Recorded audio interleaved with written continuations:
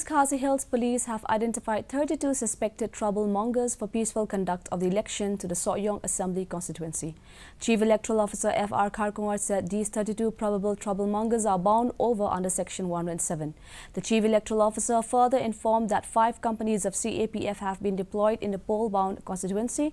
He also informed that 3 nakas have been set up in as many strategic locations of the constituency, with flying squads stationed at the point of entry to Soyong.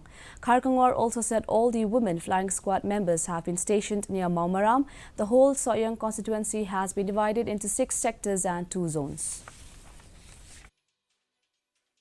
Basically, they are known trouble-mongers who had some case of violence in the past, known to be troublemakers. So this is the police has done the assessment, and they have identified these known trouble-mongers. So they are bound under Section 107. So they have to appear before the police station every day to intimate about the whereabouts and to intimate about their activities. So these measures have already been taken.